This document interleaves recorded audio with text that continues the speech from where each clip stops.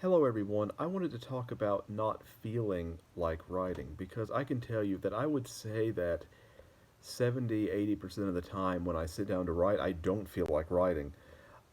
Mainly because there are several reasons why someone may procrastinate, just in general. Specifically, three reasons. One reason, obviously, is because they just don't want to do the task that they have to do, but sometimes it's necessary. For example, taking out the trash. So you delay because you don't want to do it because it is a hassle and unpleasant.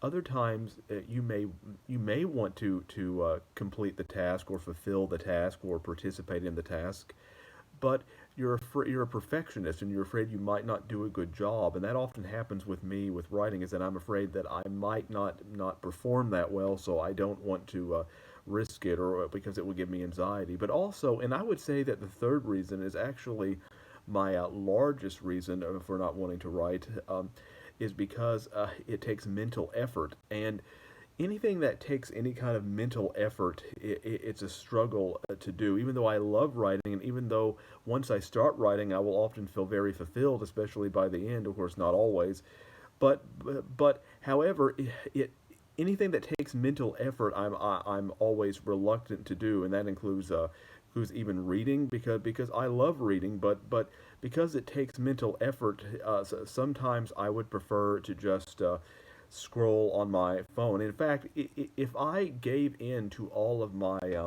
impulses, like all of my natural impulses, then the only things I would do is I would just scroll on my phone and watch random YouTube videos and TikTok videos. I would and eat a lot. I would be eating constantly. I would weigh. I would be enormous. I mean, even though I kind of struggle with my weight now, but if I gave in to all of my impulses, I would be enormous, and I may watch the occasional show or TV. I would basically be on the couch all day, eating, drinking, surfing the web, and watching television. That's what I would do, because anything that's passive is easy to do. But what's hard is doing anything that requires mental, or in some cases physical effort. And so, for example, with reading, is that I will often enjoy reading, and I often won't want to stop reading once I actually sit down and read. But it can be a hassle for me to actually sit down and do it.